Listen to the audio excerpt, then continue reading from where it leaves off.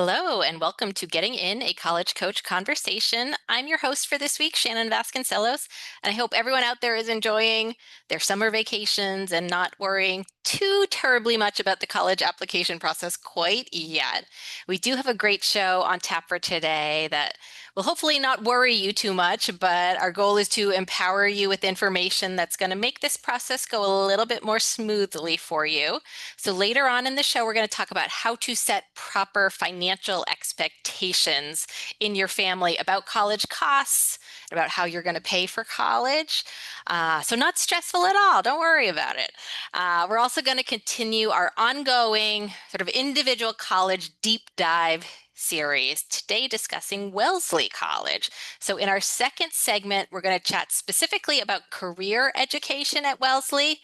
But first, we're going to talk a little bit more generally about Wellesley and what makes it so special with my first two guests, Director of Admissions Strategy and Communications at Wellesley, Beky Stiles, and Wellesley student, Sophia Diaz. Welcome, Sophia and Beky.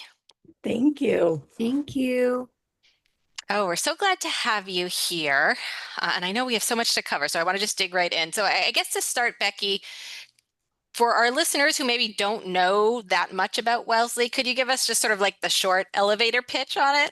Yes, so I will give the very short, very high level all about Wellesley, I think with some very important data points that a lot of people are thinking about when they're thinking about college. The first and probably most important is that Wellesley is both a liberal arts college and a women's college. We are located just about 12 miles outside of Boston, Massachusetts, with 2,300 undergraduates, and we only have undergrads. So we are really focused on the undergrad experience. We have students coming from 48 states, DC, Puerto Rico, Guam, and over 50 countries, excuse me. We're dedicated to inclusive excellence, and our financial aid policy is really one of the ways that we highlight this ongoing commitment. We meet 100% of the calculated need for every single admitted student with an average financial aid package of over $66,000. Wellesley is definitely a place where students actively explore who they are and who they might become. And when Sophia talks, you will see a glimpse into like all of the things that Wellesley students do. At Wellesley, we have 56 majors and minors. We have 180 student organizations, which again, thinking in the context of only having 2,300 undergrads, is a lot of student organizations. We also have a lot of traditions, which start actually the very first week that a student is on campus in their first year. We have research and internship opportunities that start as early as a student's first year. This really is a place of possibility and belonging. And all of this happens on a beautiful 500-acre campus with a lake, botanic gardens, an observatory. Sophia has seen many a raccoon on campus. It really is a beautiful place with really incredible, special people. That's fantastic. And since you mentioned the traditions, I did just want to give a shout out that we did an episode or two ago. Go back in our archives, listeners. We did a segment on college traditions, and one of my colleagues here at College Coach, Jen Simons, who is a Wellesley alumna, talked about the extensive traditions that are really, really fun to hear about. And I think we'd go back and listen to that episode because I think when you learn about the traditions of a school, like it can really help you get a sense of, is this the right fit for you or not? If you hear about those Wellesley traditions and it makes you roll your eyes, maybe you're not the best fit for Wellesley. If you get real excited when you hear about those traditions, maybe it's the best place for you. But I wanted to definitely chat with you, Sophie, about sort of your experience. So first of all, what year are you at Wellesley? I'm a rising senior. Awesome. So you've been there a while. Thinking Mhm. back on sort of your high school years and your college application process, what was it that made you want to apply to Wellesley and ultimately enroll? So I didn't find out about Wellesley until pretty late into my college search, about the summer before my junior year, but it quickly shot up to my number one college. I applied to Wellesley Early Decision 1. So I was really captured by Wellesley's website because I was applying during COVID. So I really didn't have the opportunity to go on campus until a while after I applied, when things had kind of lightened up with COVID. But one thing that really captured me about the website was how accessible it was and how accessible the language was in particular. And I think that was something that was super attractive to me about Wellesley initially.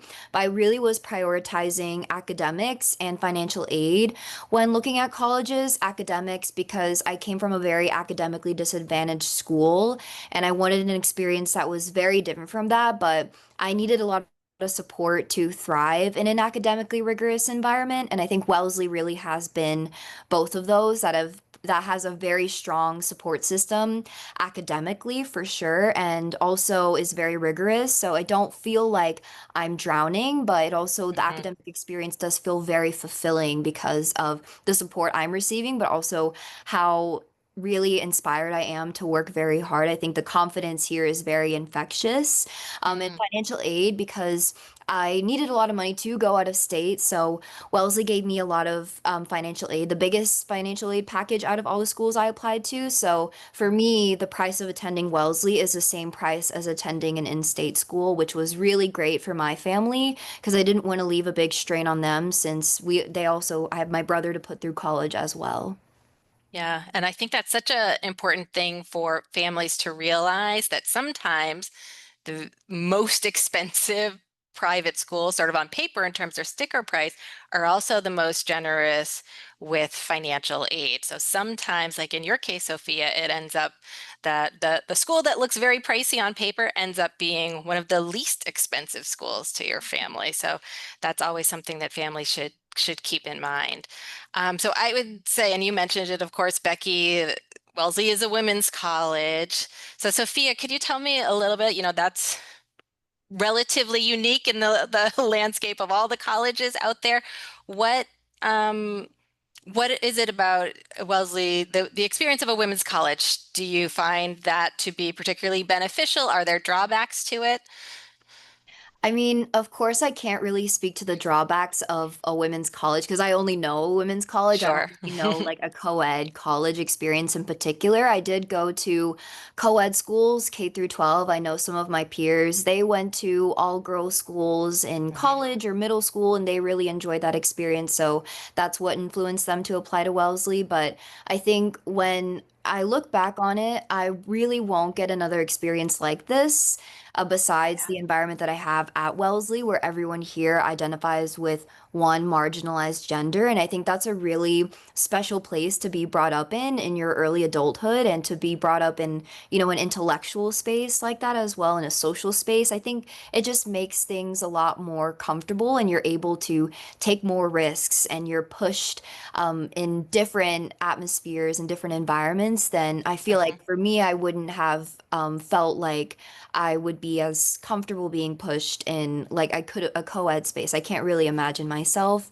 being as confident or extroverted Yes. or I guess daring as I am today without, that women's college environment. That's such a good point, and I think so important for young women to learn to have those confidence. And I think it is. I can see how that is really nurtured at an all women's college. Do you ever see boys? Because I know some of the girls I work with are concerned about that. Are there boys in your life out there? I mean, yes, Boston is right in your backyard, Yeah. as Beky was saying. So there are no lack of men or boys. I don't know if this will be touched on later on, but Wellesley does have a cross registration program where Mm. Wellesley students can go and take classes at Babson, Olin, Brandeis, and MIT. So all those institutions are co-ed schools, and those students can come and take classes here.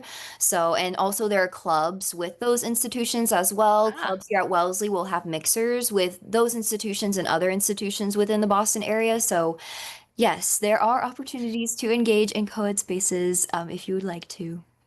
awesome. Now, Beky, so from your perspective in the admissions office, you're looking for students, you're reviewing applications, students who will be a good fit for Wellesley.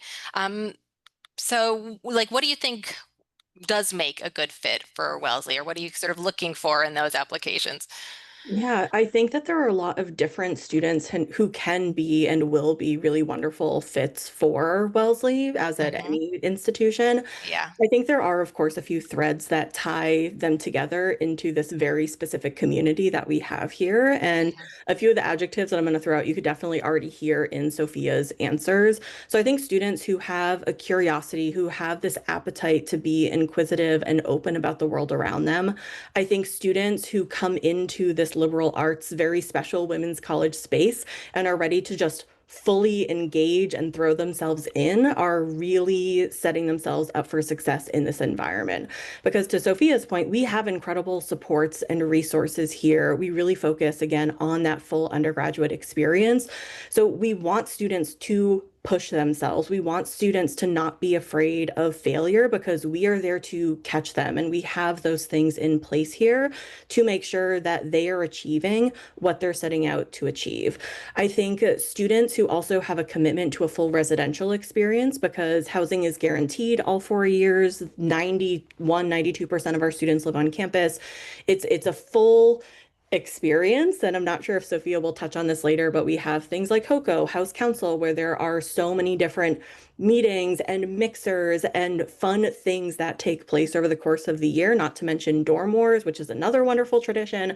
But there are so many things that tie this community together. So while everyone is different and unique in their own way and have different perspectives, I think that there are those threads that pull them together.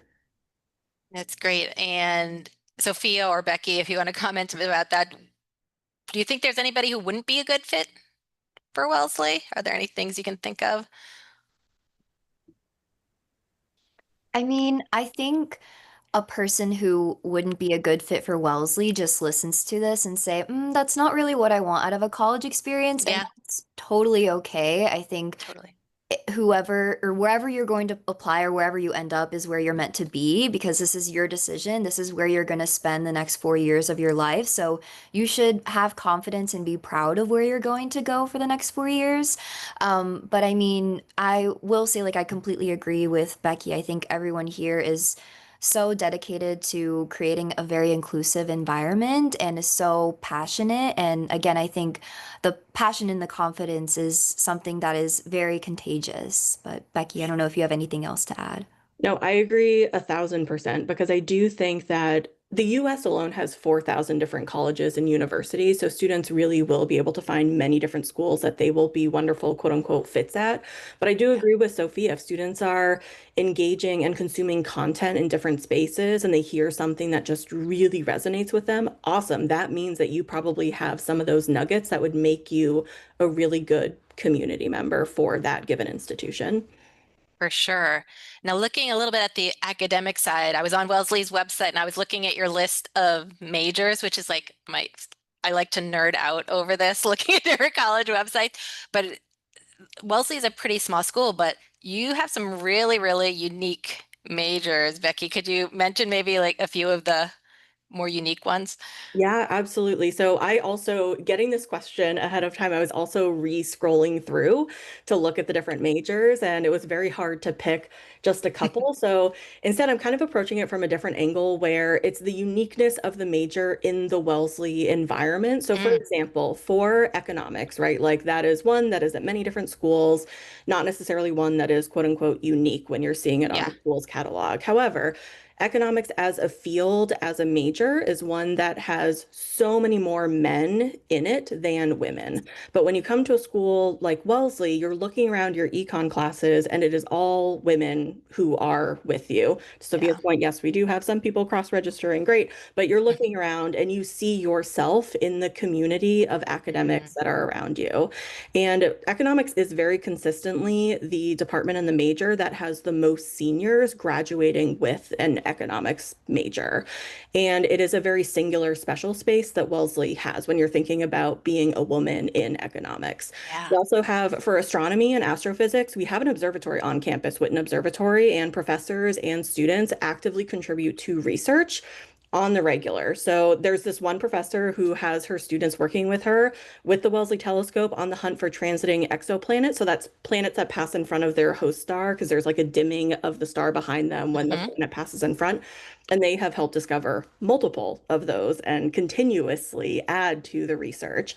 And then again, when you're thinking about the size of Wellesley, we have 56 majors and minors, and especially with a critical, academically immersive lens of both languages and disciplines that sit at the intersection of social sciences and humanities, we have an incredible breadth of offerings for our students. So think of things like Africana studies, Latin American studies, East Asian studies, South Asia studies, languages like Arabic, German, Greek, Japanese, Korean, Spanish. There are so many things to choose from, and I think it's a really wonderful array for students to have the flexibility and the freedom to go down so many different academic and intellectual pathways.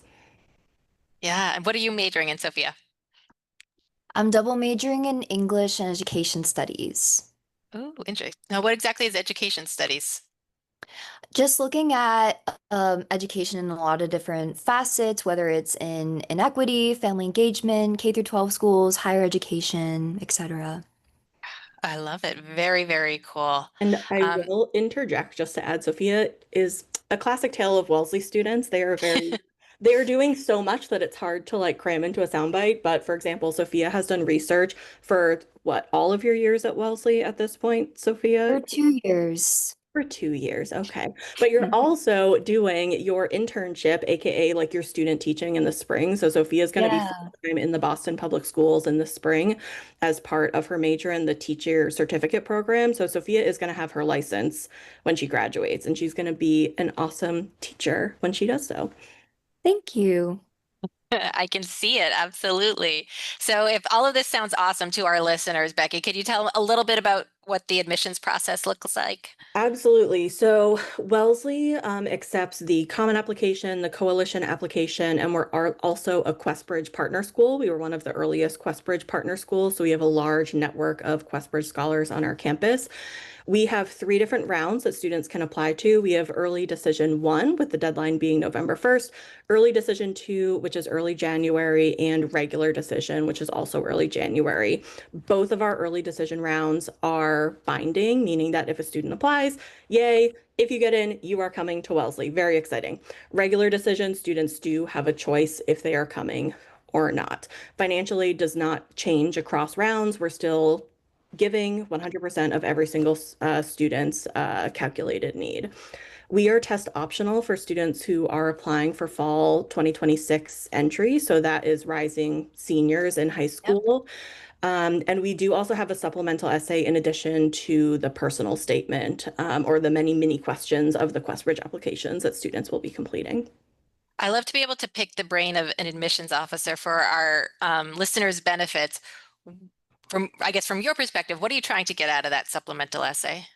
The supplemental essay is, I think, really powerful, honestly, for both the admission reader, but also for the student, because you can tell a lot about what schools care about with the supplemental essay. You can get a little bit of an insight into what do they value, what are they deeming important enough to ask Yes. as a singular application question. I think for Wellesley's, and honestly for any school that has a supplemental essay question, we really do want students to be specific but not listy, right? Like I feel like there's a difference Yes. between those two things where there's a level of specificity that a student might have in their essay where they're doing a phenomenal job of tying in why I'm really drawn to Wellesley, but as it relates to the individual versus just giving a laundry list of, I would love to take these 10 classes, and they just list it, which is showing something less helpful. You know, they Yes. skim the website, that's lovely. But I do feel like a student who's able to be specific in a helpful way that is showcasing themselves at the end of the day. Like we're learning something about them. Like we already know everything about Wellesley, but we want to know something about the applicant. So if that's Yes. what our takeaway is, like I can say something concrete about that student, that's the best way for a student to make their way through the SUP. Awesome. And whenever I talk to folks from different schools, I like to pose this question because I just think it's fun to hear about all the different famous people that we know of and where they went to college. Any famous alumni, Becky? There's some big names that everyone knows, so Yeah, I'll give you a yes. quick brag opportunity. Yeah, so I'll say some of those very famous ones, but also some where it's more niche, but people will be like, oh my gosh, wow. So, for example, Michelle Au, who is a Democratic member of the Georgia House of Reps, she was the 2024 commencement speaker at Wellesley. She's also a full-time physician and author. She is awesome. Obviously, astronaut Pam Elroy. We have the artist and cultural critic Lorraine O'Grady, who had a career survey in our on-campus museum, the Davis Museum, in 2024. Obviously, former secretaries of states Madeleine Albright and Hillary Clinton, and journalist Michelle Caruso Cabrera are just a couple Wellesley alums, many of them. You're in a grand line, Sophia, with lots of other amazing women. We are totally out of time, but I did look on the Wellesley website and see this Wellesley 100 list, which seemed to be basically the 100 kind of coolest things about Wellesley. So if anyone likes the sound of Wellesley, I recommend going to check out that list. But just to close out this segment, Sophia, I would love to hear, I'm sure there's lots of things you love about Wellesley, but what's like one cool thing you can tell our listeners about that you enjoy about Wellesley? Mm. My most favorite thing about Wellesley, and this might sound kind of cheesy, but it's definitely the community. I feel like it's just so tight knit and we're so loyal to one another, and really anyone will do something for you just because like you are a Wellesley alum. And I think that's something that is so special because it's a tight knit community that stays with you here and also after you graduate. And it really is one that's dedicated to building a space that is built for you and not accommodating to you. Mm, I love that. Great note to leave our listeners with, Sophia. Thank you so much, Beky and Sophia, for joining us today. And listeners, stick around. If you like what you've heard so far about Wellesley, we're going to be talking about career services at Wellesley next, so come on back. Welcome back, everyone. We are now joined by Associate Provost and Executive Director for Career Education and Experiential Learning at Wellesley, Jen Pollard. Welcome, Jen. Thank you. Glad to be here. That title is a mouthful, isn't it? It is. You know, you must be important, Jen, when you've got a title It's that such a higher long. ed title. It's a It very is. higher ed title. Yeah. So, Jen, I wanted to dig in sort of right away with something that I have observed a lot in my work, which is some parents, certainly not all, but some parents experiencing what I interpret to be an unnecessary level of stress about their high school age child, not knowing essentially what they want to be when they grow up as they're sort of approaching the college admissions process. So, in my inexpert opinion, this is an unnecessary level of stress, but I want to hear from your perspective as a career expert. Should these parents be stressed out about their children not knowing yet what they want to do as they go into the admissions process? That is a great question. I loved seeing it as your opening sort of thoughts on this issue. The answer is they should not be stressed. It's easy to say that. I understand my Yeah. kids are still not quite college application age at 7 and 3, but they'll get there someday. And from my perspective, leading career education in this division at Wellesley, we see 75 to 80% of students change their mind. So those are the Yes. students coming in, having everything mapped out, the plans in place at graduation, knowing how to answer that question for all of the relatives who are asking, what do you want to do Yes. with the rest of your life at 18 years old? I think setting that expectation with students right off the bat that this is a reality gives them the freedom to explore and really open themselves up to multiple parallel options for their career. So what I think parents should really pay attention to instead is helping their students to focus on the skills, strengths, and values that matter most to them and starting to imagine how those could align in multiple different careers. This is also important because it builds sort of an economy resistant career perspective, right? If you Yes. have multiple opportunities that you see for yourself, you are much more likely to be successful in pivoting when certain doors may close for a variety of economic or global reasons. That is such a good point because, yeah, what you think you might want to do at age 17, that might not even be a job, Absolutely. 10 years later. Correct. So, yeah, with this changing world. So, Wellesley is a liberal arts college. And again, from some of these folks who are really stressed out about career prospects. I see a real desire to get their children into sort of a pre-professional program, get them on that right track. And to your point, I fully understand where that's coming from. You want your child to be able to support themselves. That is a key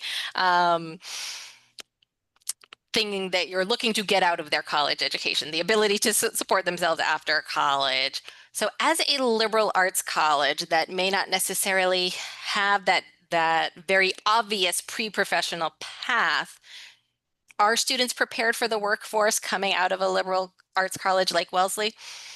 Yes, 1,000 times yes. I would put my Short answer, entire perfect. salary on the line every year, with that answer. The truth is we see our outcomes rate higher than most Ivies, most vocational institutions. It's in the numbers, right? So if you're a quantitative person as a parent, please look at the numbers that post. We are all very transparent.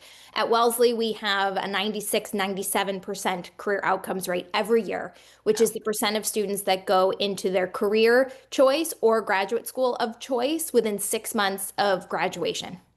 Amazing. But the power in liberal arts, I think, is yes, I will never sugarcoat those numbers. You should, as a parent, be interested in the return on investment right out of college. But in a liberal arts institution, and when you commit to that type of educational experience, what you're saying is it also matters to me as a parent and to my student that they are prepared not just for the workforce, but to be an active citizen throughout their life, to be able to listen and hear different opinions, to make intellectual decisions, to be an ethical leader, right? These are all of the qualities that go into the very thoughtful educational model we develop in the liberal arts environment.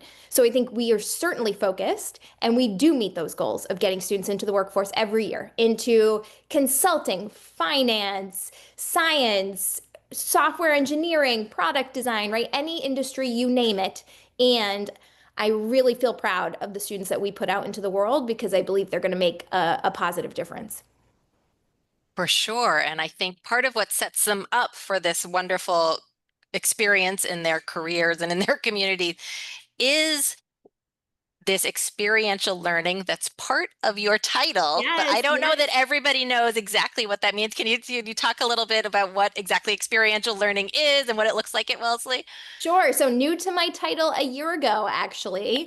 And this is a very relevant topic for us. Experiential learning, most simply, is applied hands-on learning. It is learning outside of the classroom. And it has been around for decades, but probably about 15, 10 years ago or so, research really started to show that this type of learning is not supplemental to a higher education and its goals. It's actually quite critical. And so what we mean by experiential learning in the context of programs are internships, research, civic engagement, global travel, and immersive study abroad programs. There are so many different ways to get that hands-on learning outside of the classroom. And at Wellesley, the reason that my title changed a year ago is that we actually changed our degree in order to build this in. So as of last fall, our incoming class now needs to complete 2 units of experiential learning in order to graduate. And what you see here is a shift in a very traditional liberal arts curriculum and environment towards recognition that on our transcript and in the value of our educational model, we hold both classroom learning and out of classroom learning as equals or peers in that sense, right? And you may get differing opinions depending on who you talk to. But I think from Wellesley's perspective, that commitment that you cannot cross our stage, you cannot go into the world of work beyond our campus without completing experiential learning is a really big commitment to our students.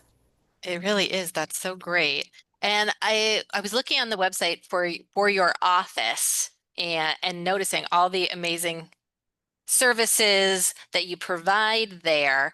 And as I was doing, and I want to kind of walk through them, but as I was doing that, I was thinking about all of the students who maybe never touch base with career services at their college, or if they do think to do it, it's last semester of their senior year, and they realize, oh shoot, I have to get a job after this. When would you recommend that students start engaging with a career services office at their college? In their first year. Okay, you heard And it, folks. Listen to yes, Jen. first year, we see nearly 80% of students in their first year now with our 4-year model. And what I will say is that doesn't mean day one, and it doesn't mean week one, right? So you're Yes. an incoming student. Please make friends, learn how the key works in your dorm room, get to the dining halls, register for classes, but we also don't want you waiting until sophomore year. And so at Wellesley, we have our Embark Career Retreat that is held the weekend before spring classes start. And we consider this part 2 for our students' orientation. So in August, they have the traditional meet your friends, get to know classes, get to know the culture of Wellesley, right? Type of orientation experience.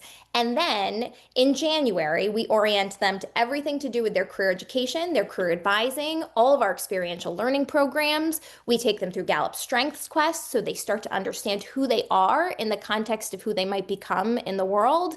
And that really helps our students to pace themselves during that first year, but also make sure they begin before they're that kind of third semester student. I love that. That is so smart to make sure you get folks in the door right away, give or take. That's wonderful. So I do want to talk about sort of the different services that are provided by the Office of Career Education at Wellesley. And I think both to showcase the awesome work that you are doing at Wellesley, but also just to let folks know that these are kind of the kinds of services and programs that they might be able to find wherever they end up going to college, and letting them know that these are things that they can be taking advantage of. So number one, the big one, career advising. What do you actually do involved with career advising? Yeah, great question. And just to point out something else you said, I think everything that people will learn through this type of program is how to ask really good questions on things like admissions tours. There are so Yes. many schools out there, not just Wellesley, that have started to do this work really well. And Yeah. just kind of putting out so many of my peers who are, again, raising that bar. So, Mhm. the more we push forward in our work, the more other schools can follow and Yes. continue. And, I feel proud of what we've built at Wellesley, but also very proud that parents and prospective students will find that in other institutional cases as well. But one of the Sure. things to ask about is career advising, which you point Yes. out. If I was a parent looking at any school, I would be asking what that career advisor to student ratio is. How Mhm. often students meet with career advisors on average, right? So our average Yes. kind of meeting rate is around 2 to 3 times per year that students are meeting with a That's career great. advisor. And that's really high, but we have the resources to be able to meet that need that our students have. Yes. And so, how it works for us at Wellesley is really the best way to imagine it is a primary physician, your kind of Mhm. person you go to with any issues you might have. That's called your advisor for career exploration. We have 2 of them, and they are matched by class year. That person stays with you all 4 years and is really that primary care physician. So Mhm. again, you will come in, you will know who that person is, they will know who you are, and they will always be there for those moments like we talked about when you change your mind and you don't know what to Yes. do next, right? When you start to get on that path for an industry, you will then meet with our specialist team. So we call those industry advisors. And Mm. those are the people who have come to us, many from industry directly.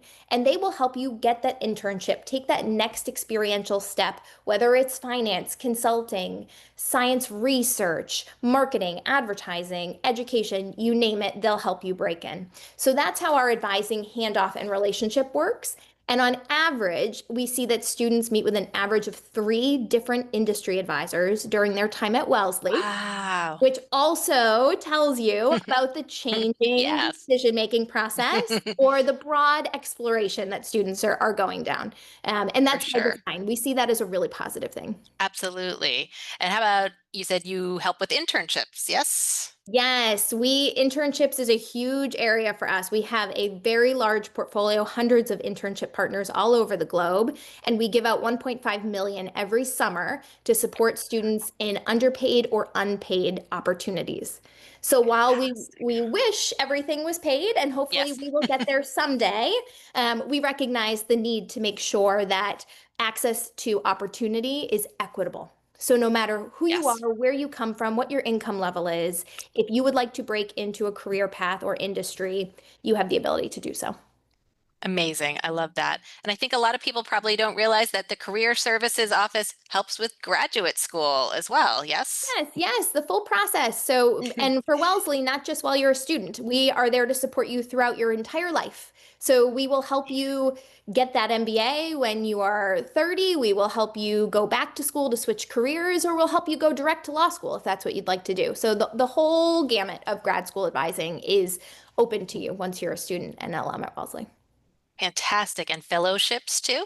Fellowships too. So we have many Wellesley funded fellowships, which are unique to Wellesley, but we also advise and support students on all other public and global opportunities that they may want to go down. Fulbright, Rhodes, you name it, we help students get there. So great. And something that I noticed on your website that I felt it was a little bit more unique was the civic engagement program. Can you talk about that a little? Sure. So yes, we are as a division fully experiential, and that also means the inclusion of civic engagement and our students participating in our new Hillary Rodham Clinton Fellows program. This is engaged and connected to our career advising model and philosophy because, like I said in the beginning, we are preparing you as a student to go out into the world as both a prepared member of the workforce and also an active citizen for the rest of your life. And those are two things that we believe belong together. We can sometimes talk about this concept as prepared citizenship, and wanting people to see that they are, again, designing a life, which is something, a lot of us talk about now, that framework that came out of Stanford, and not just thinking about what's the first job that they want to have after they graduate. Yes, that is very cool. And the other cool program I saw on your website was the BEAM initiative, Yes, Business, Entrepreneurship, and Money Management. absolutely. Tell me about that. Yeah, so this is a new one as well. We had an alum who just phenomenal. Lois Juliber was the CEO of Colgate Palmolive for many, many years. Brilliant woman. And she gave back to the college in wanting to commit to a 4-year financial literacy program to make sure every student knows how to manage their money. You're Whether you- speaking my language, Jen. Whether you go to nonprofit or you go to Wall Street, Yeah. you're going to have Yes. to know how to manage your money and your income. And especially for women, this is critical, as Yes. well as entrepreneurship. So making sure our students count themselves in when they identify problems out in the world and don't wait for a man to do that or somebody else to go and do that, right? Count themselves in as being the ones to solve the problems of the day. And then finally, business exposure. So just making sure that our students understand the idea and concept of business is so much more broad than just finance and consulting, which is usually what many students Yes. coming into a liberal arts environment might think. And so for us, this really has a gender equity component, and it means making sure that students see a breadth of opportunities where they can go and lead in the world after Wellesley. Absolutely love it, Jen. And we are just about out of time, but as we wrap up, again, we're talking mostly to high school students and their parents on this podcast who are concerned about the college admissions process. So I think you've touched on it a lot already, but what kind of role do you think career education should play in a student's college search? And are there, I think you mentioned some of them already, like specific questions that parents and students should be asking colleges as they're touring colleges and making these decisions about career education? Yeah, I mean, as a parent, I would be looking at the academics and the experiential learning and career program as equals in kind of that exploration of certain schools. Look at both what are the majors and departments and programs, and also look at what are the internships, research, study abroad, civic engagement, and career preparation opportunities, because you cannot have one without the other. Neither one can survive any longer in reaching ROI and these outcomes for higher ed unless they're in it together. So I place just as much value on the faculty and what they get in that classroom as what they're going to get in those opportunities outside and all over the globe while they are college students. Amen, Jen. You've taken me to church today. That's my favorite topic, of course. Thank you so much for joining us today, sharing your wisdom with all of our listeners. And listeners, when we come back from break, we're going to be talking about how to set financial expectations about paying for college in your household. So stick around. Welcome back, everyone. I am now joined by my colleague and former financial aid officer at MIT, BU, Babson, Berklee College of Music, pretty much any college in the Boston area that you might be interested in. Aimee's probably worked there. Welcome, Aimee. Thank you for having me. Glad to be here.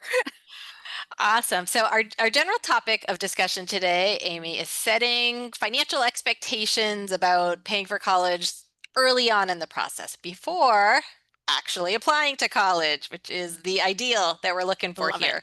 Love it. So I guess at the highest level, Aimee, what should the expectations be for students and parents in this process? Listen, like paying for college, it's a challenge for most families. Okay, I'm going to get rid of most, all families, Yes. right? I don't care if you make $0 or $5 million, like figuring out how you're going to pay for it, it's a challenge for everybody. Yeah. The goal here, it's just really expensive for all of us. So the goal is to find the right way to pay. And what does that even mean, right? It means the right way, right? It means the right way for you and your family. It's not the Yeah. right way for me. It's not the right way for you, Shannon. It's not the right way for Yeah. the college. It's the right way Yes. for your family. So that's really the struggle. And that's really what setting the expectations mean. It's coming together as a family and figuring out what that right way looks like early in the process before you even start that application process, before you even fill out a FAFSA or even look at it funny, before you even think of it Yes. as a dirty word. Yes. It's about figuring out Yes. and having that conversation. Yeah, so it's not starting with the college application. It's not starting with the FAFSA. Where do you actually start finding that right path for your family? I kind of alluded to it already. I kind of gave myself away there with a conversation. Honestly, Yes. with the process, the whole process begins with a conversation. What are you willing and able to contribute towards your child's education?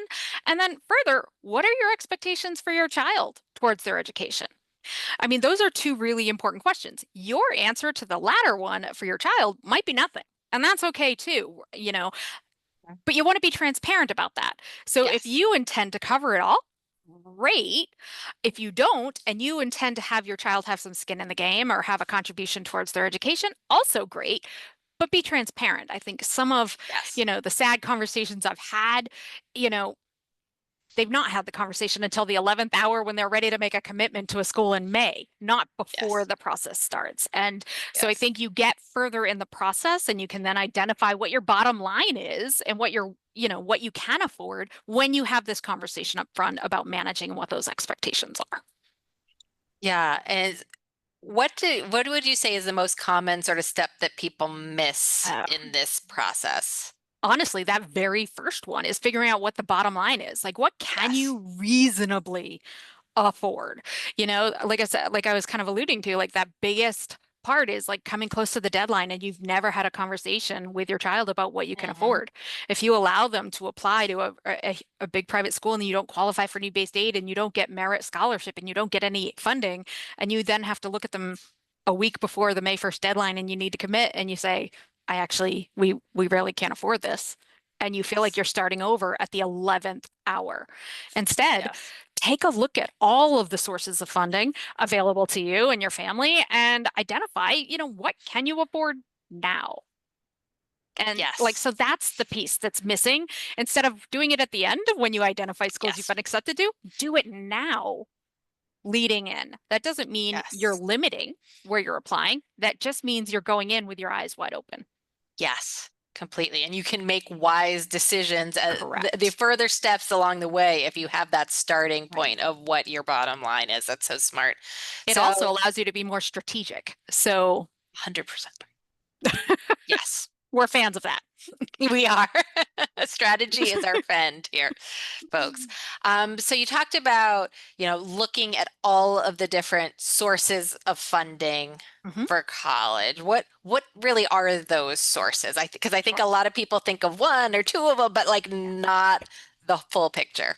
I think most people think when we think, okay, how do you pay for college? What are the sources? They think loans, they think scholarships, they think outside money. But really what we're talking about when I say starting this conversation is what sources are within your family first and foremost. So cash flow.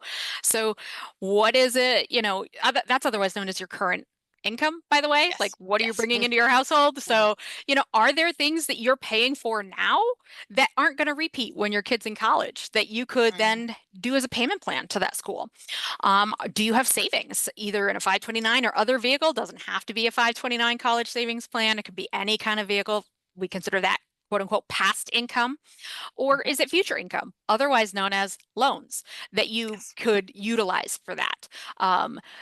And thinking about that, do you want the loan obligation to potentially be in the student's name or the parent's name? If it's in the student's name, they're going to need a cosigner. So these are all things that, while a firm decision doesn't need to be made about all of this right now, thinking about that now and starting the conversation matters right now.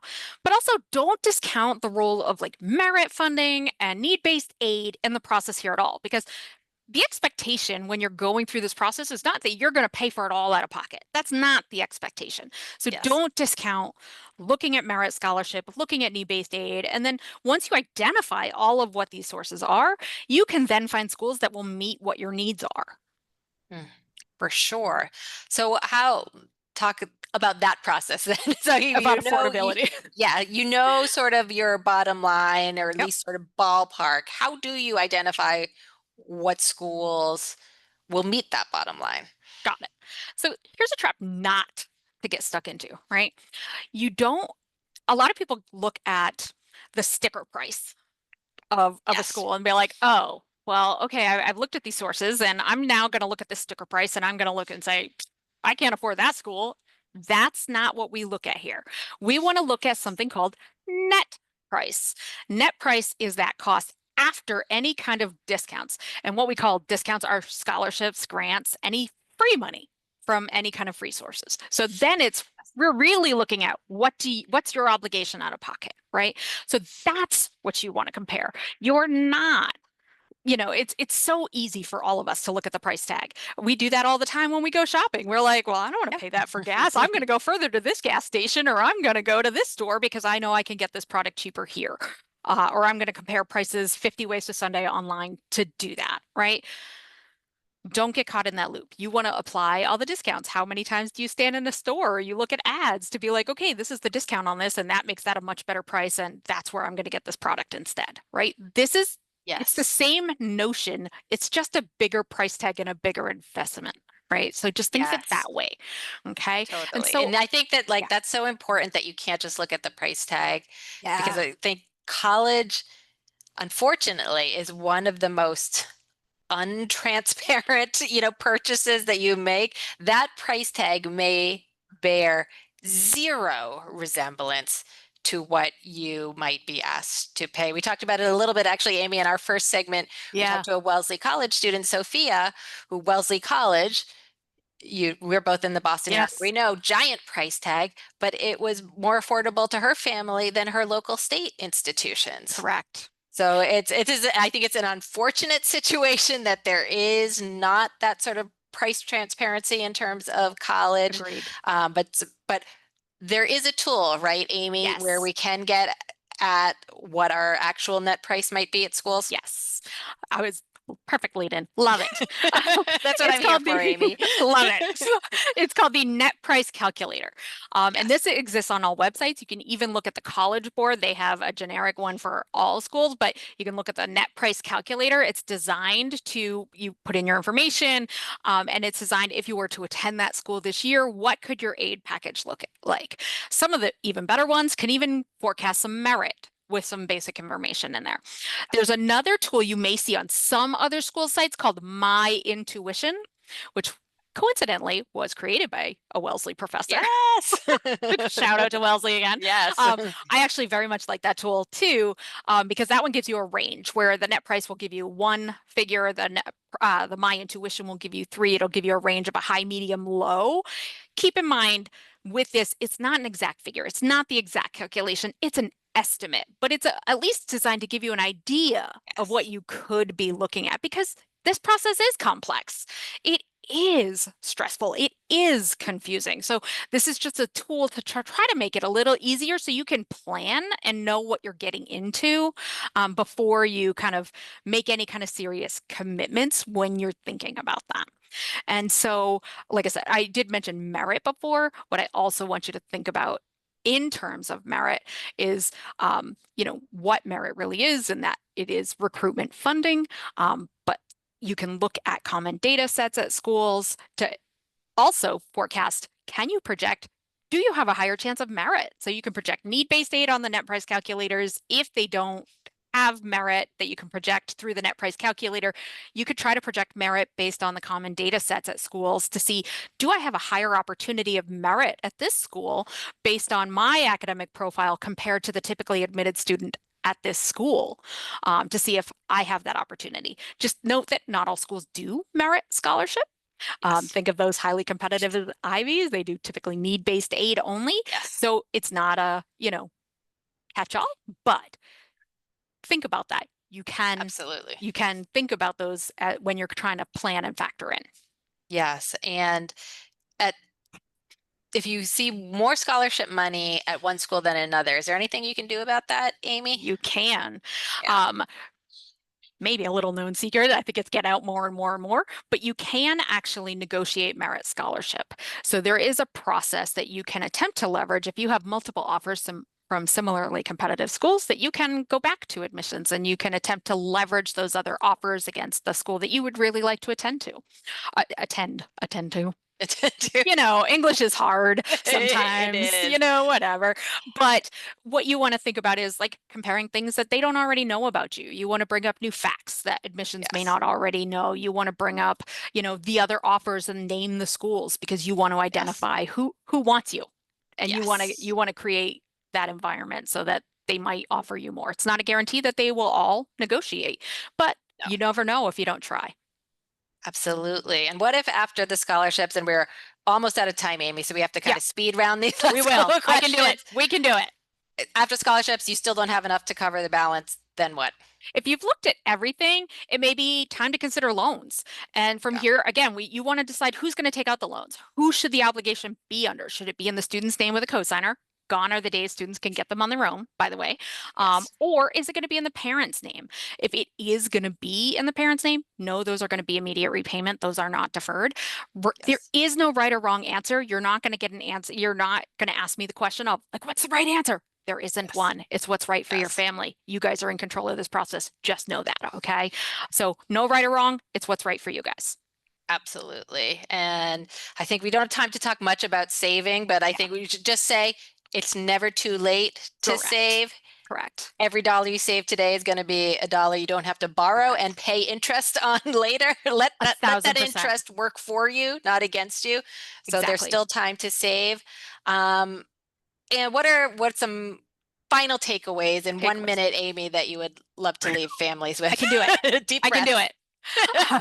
Don't limit where your child applies based on the price of the school. I know I kind of alluded to that before. Let them apply anywhere, but just be transparent. Be like, hey, if that school does not come back with this level offer, we may not be able to make that school work.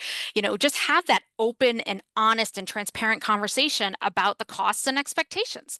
So just allow them to apply with that understanding. Fit matters with all things, including financial fit. That's an important part of this conversation. What I want you to remember most, you are in control of this process, not the school, not the guidance counselors, not anybody else. Your family is in control. You get to decide as a family what's important to you in this college process, okay? You get to decide what you're willing to pay for, and where you're going to enroll. So use that knowledge. Like, it's going to feel like you don't have that control because there's so many things coming at you all at once. But ultimately, if it's not the right deal for you, you can walk away. All right. So amen. You've also, our last guest took me to church. You're taking me to church too, Aimee. You have the power in this process. Embrace that. Thank you so much, Aimee. Thank you, listeners, for joining. If you enjoyed this episode, please leave us some feedback wherever you get your podcast. We really appreciate it. Please join us next week when my co-host Sally and her guests are going to be talking about applying to law school. I believe both from the admissions office perspective as well as a student perspective. And we're also going to be talking about applying for scholarships. That's what we love, Aimee, don't we? It's the free money. We love it. I love free. Free is a great word. Love it. 100%. And remember, new episodes drop every Thursday. So we will talk to you soon.